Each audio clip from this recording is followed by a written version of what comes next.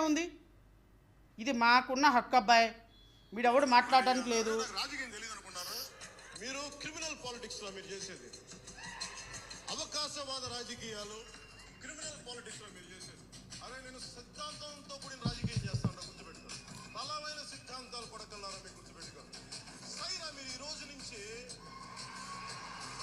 కొడకల్లారా మీరు ఇదే గుర్తుపెట్టుకోండి. మీరు యుద్ధం చెప్పండి రా, మీరు చెప్పండి రా, ఛాలెంజ్ ఇస్తున్నాను. కొడకల్లారా రండి, అందరూ బయటికి కొడకల్లారా.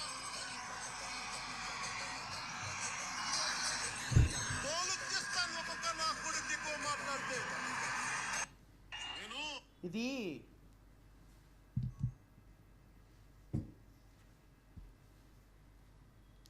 జనసేన వాళ్ళని అడిగితే ఇవి కోపంతో ఉన్న మాటలు కాదంట, బాధతో అన్న మాటలంట.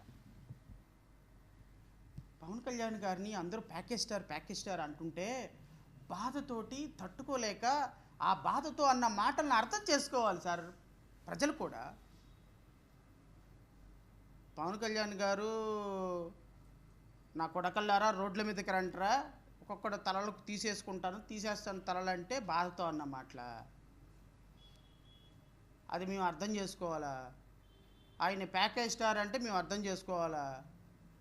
మేము మాత్రం ప్యాకేజీలు తీసుకొని ప్రెస్ మీట్లు పెడుతున్నారని మీరంటే మాత్రం మీరు అన్న మాటలకి మేము ముడుక్కొని కూర్చొని అయ్యో నిజమేనా వాళ్ళు అంటున్నారు కాబట్టి మనం ఒప్పుకోవాలి. మొన్న అంటున్నాడు ఆయన అసెంబ్లీలో, లడ్డూలో పందికోవ కలిసిందన్నాను, ఎత్తుకోవ కలిసిందన్నాను. ఒప్పేసుకున్నట్టయితే అసలు ఇబ్బంది ఉండేది కాదు, ఇంత చర్చే ఉండేది కాదు అంటున్నారు పవన్ కళ్యాణ్ గారు. ఇంకంతే కదా, మర్డర్ చేస్తే మాట్లాడేవాళ్ళు లేడు, రేపు చేస్తే అడిగేవాళ్ళు లేడు.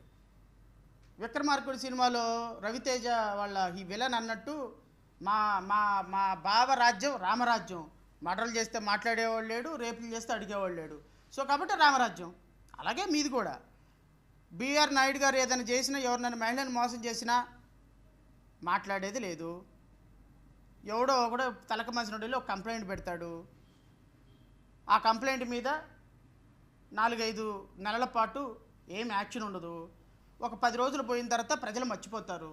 కాబట్టి ప్రజలు మర్చిపోయిన తర్వాత మళ్ళీ యాజ్ టీజ్గా సార్ మీరు అనుకుంటున్నారేమో ప్రజలు మర్చిపోతారని.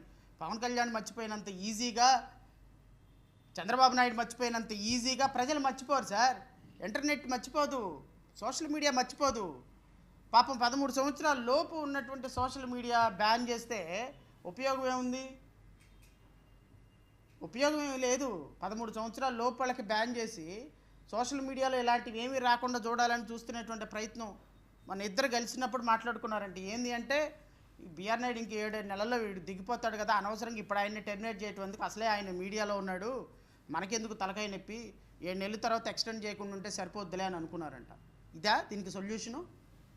నేను అడుగుతున్నా, ఎక్కడ బిఆర్ నాయుడు ఉన్నారో బయటికి రావాల్సిందే. బిఆర్ నాయుడు మీద మీరు ఏ ప్రభుత్వం స్టాండ్ తీసుకుందో ఎంక్వైరీ జరగాల్సిందే. బిఆర్ నాయుడిని అపాయింట్ చేసినటువంటి పోస్టు అత్యంత పవిత్రమైనటువంటి పోస్టు. ఆ పోస్టులో ఉన్నటువంటి వ్యక్తి ఆ విధంగా ఉన్నప్పుడు ఆయన సచ్చీలుడా, ఆయన మీద వచ్చిన అపవాదు కరెక్టా కాదా అని ప్రభుత్వం క్లారిఫికేషన్ ఇవ్వాల్సిన బాధ్యత ఉంది. ఎండోమెంట్ మినిస్టర్ బాధ్యత ఖచ్చితంగా క్లారిఫికేషన్ ఇవ్వాల్సిన బాధ్యత ఉంది. టీటీడీ స్వయం ప్రతిపత్తి కాబట్టి అది ముఖ్యమంత్రి ఆధ్వర్యంలో ఉంటుంది కాబట్టి, ఆయన అపాయింట్ చేసింది ముఖ్యమంత్రి గారు కాబట్టి, ముఖ్యమంత్రి గారి డిపార్ట్మెంట్లో సనాతన ధర్మాధికారిగా ఆయన ఒక డిపార్ట్మెంటు, ఎండోమెంట్ డిపార్ట్మెంట్ లాగా సనాతన ధర్మాధికారి డిపార్ట్మెంటు మినిస్ట్రీకి పవన్ కళ్యాణ్ అనేటువంటి వ్యక్తి ఉప ముఖ్యమంత్రిగా ఉన్నాడు కాబట్టి వారు కూడా సమాధానం చెప్పి తీరాలి. దీనికి రాష్ట్ర ప్రజలకి, భక్తులకి ఒక క్లారిటీ ఇవ్వకుండా రేపొద్దున టీటీడీ చైర్మన్ గారు నైవేద్యం పెట్టినా, శ్రీవారికి పట్టు వస్త్రాలు తీసుకెళ్ళినా రాష్ట్ర ప్రజలు ఒక వేహ భావంతో చూడాల్సిన పరిస్థితి ఉంటుంది. ఇది తిరుమల పవిత్రతకి మంచిది కాదు, తిరుమల వెంకటేశ్వర స్వామికి మంచిది కాదు, మీ ప్రభుత్వానికి అంతకంటే మంచిది కాదు అన్న విషయాన్ని మాత్రం మీరు గమనించమని కోరుతున్నాను. సో ఇక రెండో అంశానికి వస్తే,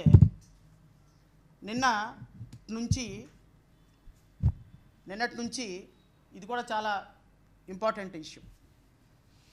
నిన్న హైకోర్టులో వైఎస్ఆర్సీపీ సంబంధించినటువంటి ఎంపీ ఒక అతను హైకోర్టులో వేసిన పిటిషన్ మీద హైకోర్టు కొన్ని కామెంట్స్ ఇస్తుంది. ప్రభుత్వానికి భూములు ఇవ్వకపోతే ఎలా వస్తాయి పెట్టుబడులు, మరి ప్రభుత్వానికి పెట్టుబడులు తెప్పించడానికి రాష్ట్ర హైకోర్టు ఉందో ఏమో నాకైతే తెలియదు. ప్రభుత్వానికి పెట్టుబడులు తెప్పించడానికి రాష్ట్ర హైకోర్టు పనిచేస్తుందో లేదో నాకైతే తెలియదు. ఏ విధమైన కామెంట్స్, ఆ విధమైనటువంటి కామెంట్స్ అనేవి బాగా వైరల్ అవుతున్న సందర్భంలో నేను రాష్ట్ర ప్రజలకి నాకు తెలిసినటువంటి ఒక సమాచారాన్ని షేర్ చేసుకోవాల్సిన బాధ్యత నా మీద ఉంది కాబట్టి నేను షేర్ చేస్తున్నాను. రాష్ట్ర ప్రజలారా, కూటమి ప్రభుత్వానికి 164 సీట్లతోటి మనల్ని పరిపాలించండి అని వాళ్ళ చేతిలో రాష్ట్రాన్ని 5 సంవత్సరాలు పెట్టాం. 5 సంవత్సరాల పాటు ఈ రాష్ట్రాన్ని పరిపాలించాల్సిన బాధ్యత మన అందరికీ పెద్ద దిక్కుగా గౌరవ ముఖ్యమంత్రి చంద్రబాబు నాయుడు గారికి, వారి తర్వాత పెద్ద దిక్కుగా గౌరవ ఉప ముఖ్యమంత్రి పవన్ కళ్యాణ్ గారికి, వారి తర్వాత పెద్ద దిక్కుగా కాబోయేటువంటి ముఖ్యమంత్రి నారా లోకేష్ గారికి అప్పచెప్పారు. ఈ ప్రాసెస్లో భాగంగా వాళ్ళు మంచి చేసినా రాష్ట్ర ప్రజలే అనుభవిస్తారు, చెడు చేసినా రాష్ట్ర ప్రజలే అనుభవిస్తారు. ఈరోజు రాష్ట్రంలో పరిస్థితి ఎలా ఉంది అంటే, రోజుకి ఒక 300 నుంచి 400 కూలీ తెచ్చుకునేటువంటి ఒక కూలీ అన్న కూడా 3 పూటల తృప్తిగా భోజనం చేయలేని దుర్మార్గపు పరిస్థితుల్లో ఒక రైతు ఉన్నాడు. 4 ఎకరాలు 3 ఎకరాలు ఉన్న రైతు కూడా పండించిన పంట మద్దతు ధర దొరుకుతుందో లేదో, ఏ రోజు నేను చచ్చిపోవాల్సి వస్తుందో, ఏ రోజు నా కుటుంబం రోడ్డున పడాల్సి వస్తుందో అన్నటువంటి బాధతో ప్రతి క్షణం చచ్చి బతుకుతున్నాడు. ఒక ఎంప్లాయీకి వచ్చేటువంటి శాలరీ ఆ పిల్లల ఫీజులు కట్టడానికి, ఆ ఇంటద్దె కట్టడానికి సరిపోయే పరిస్థితుల్లో ఒక ఎంప్లాయీ ఉంది, జీవితం ఉంది. మిడిల్ క్లాస్ జీవితాలు, అప్పర్ మిడిల్ క్లాస్ జీవితాలు, బిలో మిడిల్ క్లాస్ జీవితాలు, నిరుపేదల జీవితాలు రోజు రోజుకి జీవన ప్రమాణాలు పడిపోతున్న పరిస్థితుల్లో మమ్మల్ని పరిపాలించండి, మాకు ఏదో ఒక జీవన ప్రమాణాలు పెంచండి, ఇదిగో మీకు ఓట్లేసిన నేరానికి మీకు ఓట్లేసి మిమ్మల్ని గద్దెనెక్కిస్తున్నాం. ఒక ముఖ్యమంత్రిగా అనుభవమైనటువంటి ముఖ్యమంత్రి, గౌరవ ముఖ్యమంత్రి చంద్రబాబు నాయుడు గారు ఉన్నారు. మీ ముఖ్యమంత్రిగా మీరు మమ్మల్ని పరిపాలించండి. రాష్ట్ర ప్రజలు ముఖ్యమంత్రికి 164 సీట్లతో అత్యున్నతమైన మెజారిటీ ఇస్తే ఈ ప్రభుత్వాలు చేస్తుంది ఏంది, ఈ ప్రభుత్వం చేస్తుంది ఏందో నేను రాష్ట్ర ప్రజలకి ఆధారాలతో సహా వివరిస్తాను. నేను రాష్ట్ర ప్రజలను మళ్ళీ కోరుతున్నా మీ ద్వారా, ఒక కంపెనీలు రావటానికి ఆంధ్రప్రదేశ్ రాష్ట్రానికి నేను వ్యతిరేకం కాదు, మా పార్టీ వ్యతిరేకం కాదు, బహుశా రాష్ట్రంలో ప్రతిపక్ష పార్టీలు కూడా వ్యతిరేకం అన్న సందర్భంలో కానే కాదు, మేము వ్యతిరేకం కానే కాదు. మా పార్టీ ఆంధ్రప్రదేశ్ రాష్ట్రం బాగుపడాలి, ఆంధ్రప్రదేశ్ రాష్ట్రంలో యువతకు ఉద్యోగాలు రావాలి, ఆంధ్రప్రదేశ్ రాష్ట్రంలో నిరుపేదలు కాస్త పేదరికంలో అప్పర్ మిడిల్ క్లాస్లోకి వెళ్ళాలి, వాళ్ళ జీవన ప్రమాణాలు పెరగాలి. అప్పర్ మిడిల్ క్లాస్లో ఉన్నాడు కొత్త రిచ్ మ్యాన్ కావాలి, 10 మందికి ఉపాధి కల్పించేటువంటి గొప్ప రాష్ట్రంగా మనం ఇతర రాష్ట్రాలతో పోటీ పడాలి అని ఆలోచించేటువంటి ఒక సామాన్యమైనటువంటి మైండ్ సెట్ ఉన్నటువంటి ఒక మధ్యతరగతి కుటుంబీకుడిగా నేను మీతో మాట్లాడుతున్నా ఈ రోజున.